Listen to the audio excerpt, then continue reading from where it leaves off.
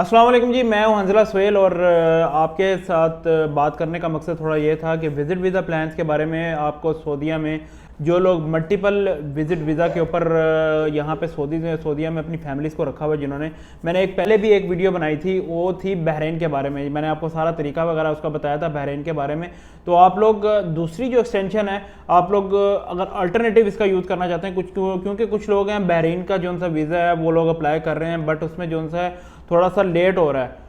Late का काम ऐसे है कि बाज़ औक़ात या आपका वीज़ा जो है वो रिजेक्ट हो जाता है या फिर काफ़ी टाइम लग जाता है। उसकी वजह से काफ़ी लोगों को जो है दुश्वारी आ रही है क्योंकि ऑन अराइवल वीज़ा अब नहीं मिल रहा।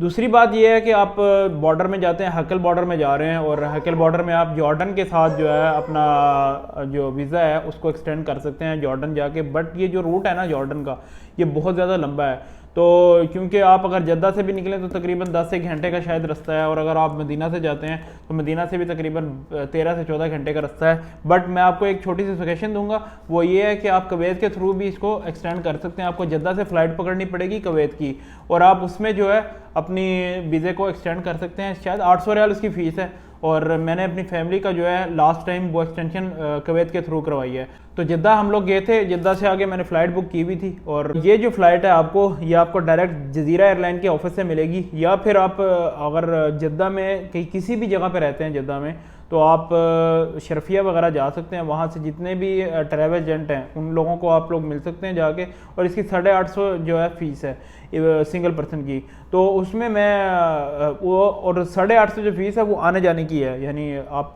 जाके वापस भी उसमें आ सकते हैं। अगर आपके साथ बच्चा है तो शायद उसकी 150 रियाल या 300 रियाल इस तरह कुछ फ़ीस है, तो आप उसके साथ वो भी कर सकते हैं। तो यानी आपका थोड़ा सा जो खर्चा है वो लगेगा, उसके अलावा खर्चा नहीं है उसमें ज़्यादा।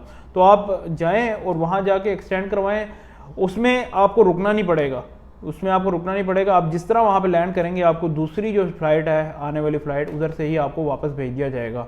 तो इस तरह आपका जो वीज़ा एक्सटेंशन है वो 3 महीने के लिए हो जाएगा। सेकंड थिंग या फोर्थ थिंग भी आजकल चल रही है, वो ये है कि आप किसी भी एजेंट को पैसे देकर ये वीज़ा जो है वो एक्सटेंड करवा सकते हैं। आजकल बहुत से एजेंट हैं जवाज़ात के, जिसमें वो लोग पैसे ले रहे हैं, जिसमें 500 रियाल भी लेते हैं, 700 रियाल भी लेते हैं, 800 रियाल भी लेते हैं, 1000 रियाल भी लेते हैं। तो ये काफ़ी लोग जो हैं ये इस पर काम कर रहे हैं, और वो लोग पैसे लेकर आपको जो है एक्सटेंड कर देते हैं वीज़ा।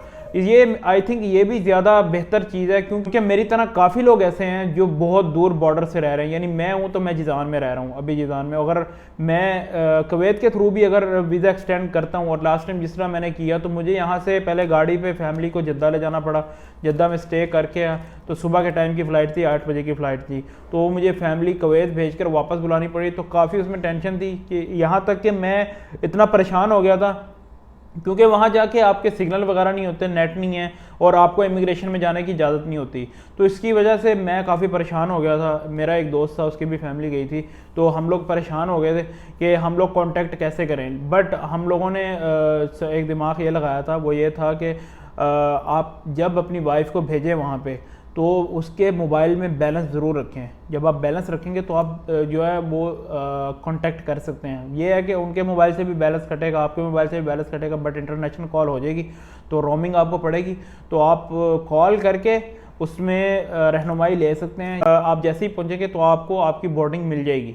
तो बोर्डिंग ऑलरेडी हुई होती है, वो लोग इंतज़ार करते हैं आपके पहुंचने तक का, और जब तक आप पहुंचने जाते हैं वो आपकी फ़्लाइट को वहाँ से जो है डिपार्चर नहीं करते। तो ये बहुत अच्छी चीज़ है। लेकिन अगर आप दूर रह रहे हैं, जिद्दा से दूर रह रहे हैं, तो आप एजेंट को भी पैसे देकर ये काम करवा सकते हैं। तो एक छोटी सी रहनुमाई थी मेरी तरफ से आप लोगों के लिए, उम्मीद है आपको अच्छी लगी होगी।